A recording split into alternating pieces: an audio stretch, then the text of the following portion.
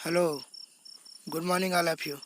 हम लोग pharmaceutical chemistry में एक चैप्टर पढ़ रहे थे, major intra and extra cellular electrolytes. हम लोग इसमें कुछ चीज़ें पढ़ चुके थे। हम लोग आज की क्लास में स्टार्ट करेंगे electrolytes for the replacement therapy. The ionic osmotic and pH balance in the body is maintained by the various regulatory mechanisms, but when it gets disturbed, it is corrected by external administration of electrolytes। क्या कह रहा है, जो आयनिक osmotic and pH balance हमारे body का होता है वो मेंटेन रहता है। बहुत से रेगुलेटरी मैकेनिज्म हमारे बॉडी में चलते रहते हैं जिनकी मदद से ये बैलेंस रहता है। अगर ये डिस्टर्बेंस होते हैं, अगर ये किसी कारणवश डिस्टर्ब हो जाते हैं हमारा जो आयनिक बैलेंस है, तो हम लोग क्या करते हैं, इसको करेक्ट करने के लिए इलेक्ट्रोलाइट्स का उपयोग करते हैं। किसका उपयोग करते हैं? इलेक्ट्रोलाइट्स का। इसी थेरेपी को हम लोग क्या बोलते हैं? रिप्लेसमेंट थेरेपी बोलते हैं। किसी भी, जैसे आयनिक हो गया, ऑस्मोटिक या पीएच बैलेंस हमारा बॉडी का जो होता है वो बहुत से रेगुलेटरी मैकेनिज्म हैं जो चलते रहते हैं हमारे बॉडी में, उसकी वजह से मेंटेन रहते हैं।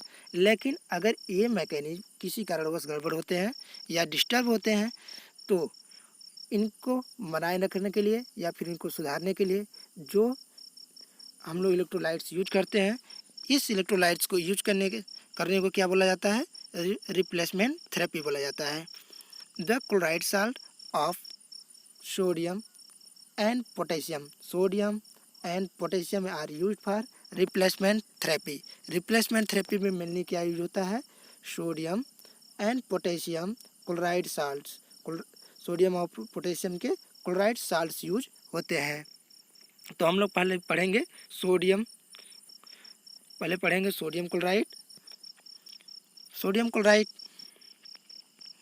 it is contain not less than 99.5% and not more than 100.5% weight by weight of NaCl calculated with reference to the dried substance।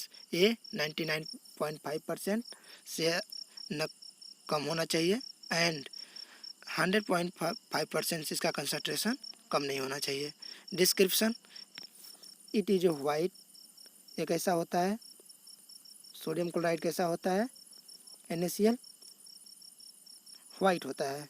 और कैसा होता है? ऑर्डरलेस होता है, सैलाइन क्रिस्टलाइन पाउडर होता है। और टेस्ट कैसा होता है? सैलाइन होता है, टेस्ट सैलाइन होता है इसका। कह रहा है फ्रीली सॉल्युबल इन वाटर, ये वाटर में फ्रीली सॉल्युबल है, जबकि practically insoluble in ethanol, ethanol में ये इनसॉल्युबल है।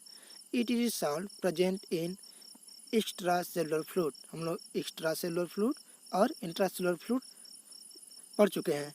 इसमें क्या जानते हैं? तो इसमें क्या होता है, ये कहाँ प्रेजेंट होता है? एक्स्ट्रा सेलुलर फ्लूइड में प्रेजेंट होता है। और 0.9% weight by volume solution of NaCl is isotonic with serum. NaCl का 0.9% सोल्यूशन जो होता है सीरम के साथ कैसा होता है? आइसोटोनिक सोल्यूशन शो करता है।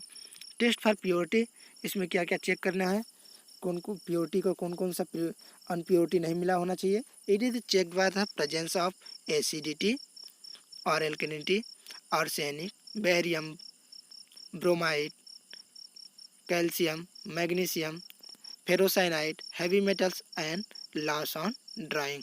हम लोग क्या चेक करते हैं? ये सब चीज़ें चेक करते हैं इसकी प्योरिटी के लिए।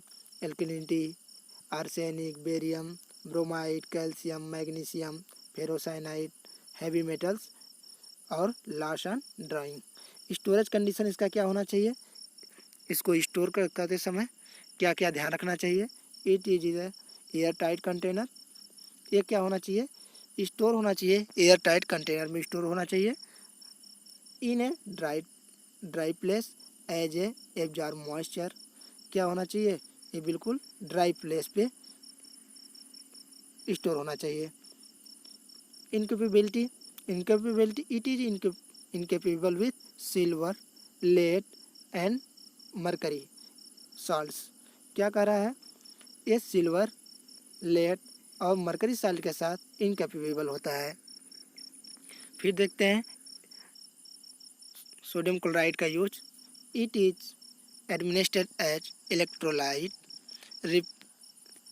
रिप्लेनाइजर टू मेंटेन इलेक्ट्रोलाइट्स बैलेंस। हम लोग क्या करते हैं, इसको इलेक्ट्रोलाइट्स बैलेंस रहने के लिए इसको यूज करते हैं।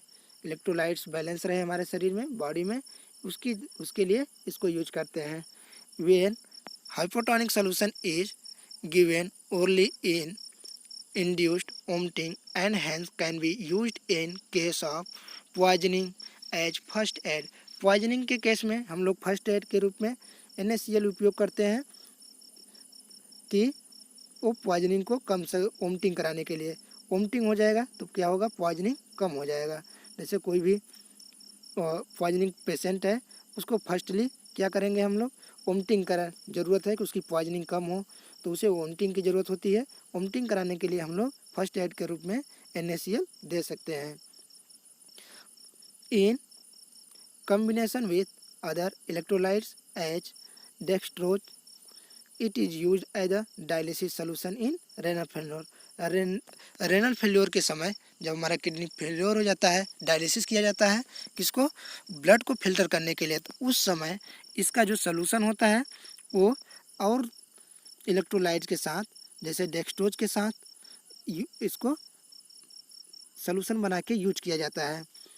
Isotonic solution is used as wet dressing for the irritating body cavities and tissues. Body cavities या टिश्यू में इरिटेटिंग हो रहा है तो वहाँ भी हम लोग यूज करते हैं। Common salt is use as a preservative. ये कॉमन साल्ट हम लोग क्या यूज करते हैं, प्रिजर्वेटिव के रूप में भी यूज करते हैं। किसी चीज़ को प्रिजर्व करके रखना है कुछ दिनों के लिए तो हम लोग कॉमन साल्ट का उपयोग करते हैं कि वो प्रिजर्व रहे। कंसंट्रेशन ऑफ 6% और more prevent the growth of pathogens. क्या करता है, NaCl का 6% कंसंट्रेशन सोल्यूशन क्या करता है, पैथोजन को प्रिवेंट करता है। कोई भी पैथोजन है उसको ग्रो करने के लिए प्रिवेंट करता है कि वो ग्रो नहीं करेगा। अब हम लोग देखते हैं सोडियम क्लोराइड के प्रिपरेशंस। सोडियम क्लोराइड के कौन कौन से प्रिपरेशन है कि सोडियम क्लोराइड से क्या क्या बनाए जाते हैं। बनाया जाता है sodium chloride injection, sodium chloride injection, sodium chloride hypotonic injection, और क्या बनाया जाता है कंपाउंड सोडियम क्लोराइड इंजेक्शन, जिसे रेंजर्स इंजेक्शन के नाम से भी जानते हैं। कंपाउंड सोडियम क्लोराइड इंजेक्शन को हम लोग रेंजर्स इंजेक्शन के भी नाम से जानते हैं। फिर और क्या बनाया जाता है sodium chloride and dextrose injection.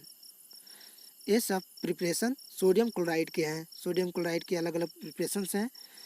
अब हम लोग देखते हैं पोटेशियम क्लोराइड। हम लोग इसको नेक्स्ट वीडियो में देखेंगे पोटेशियम क्लोराइड को। So thanks.